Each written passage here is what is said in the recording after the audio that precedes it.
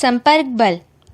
जब बल लगाने वाली वस्तु जिस वस्तु पर बल लगाया जा रहा है उसके संपर्क में हो तो उसे संपर्क बल कहते हैं। पेशीय बल। क्या आप मेज़ पर रखी पुस्तक को या फिर पानी की बाल्टी को बिना छुए उठा सकते हैं?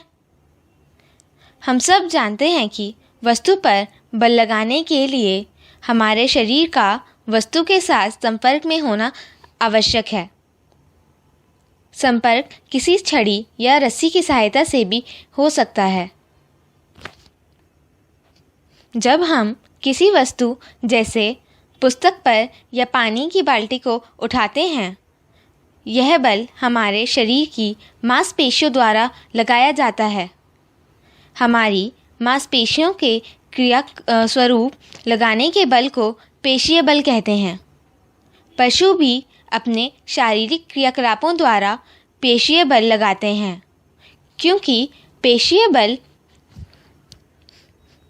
तभी लगाया जा सकता है जब पेशियां किसी वस्तु के संपर्क में हों, इसलिए इसे संपर्क बल कहते हैं। घर्षण। क्या आपने कभी सोचा है कि फर्श पर लुढ़कने वाली गेंद धीरे धीरे धीमी क्यों हो जाती है? साइकिल चलाते समय जब हम पैडल चलाना बंद कर देते हैं तो यह भी धीरे धीरे धीमी हो जाती है और अंत में रुक जाती है। इसी प्रकार नाव भी खेना बंद कर देने पर कुछ दूर चलकर रुक जाती है।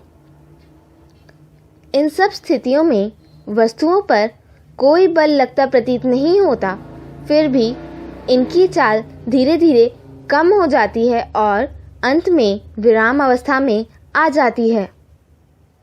इनकी गति की अवस्था में परिवर्तन किस कारण आता है? क्या इन पर कोई बल लग रहा होता है?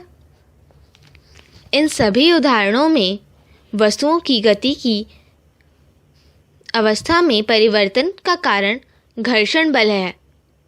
फर्श तथा गेंद की सतहों के बीच लगने वाला घर्षण बल ही गतिशील गेंद को विराम अवस्था में लाता है। इसी प्रकार पानी तथा नाव की सतहों के बीच घर्षण खेना बंद कर देने पर नाव को रोक देता है।